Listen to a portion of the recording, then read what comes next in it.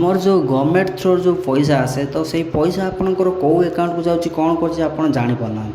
तो आज हम जाना आपंकर डीबीडी लिंक कौ बैंक रे अच्छी कौन कर पूरा स्टेप बाय स्टेप वीडियो जाना।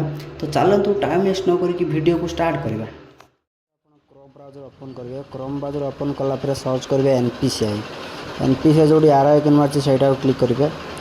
तापर जो fast website NPCI official website से क्लिक करदे। क्लिक करदे क्लिक कलापर देखो साइड रे 3 लाइन अच्छी तो से 3 लाइन ले क्लिक करेंगे।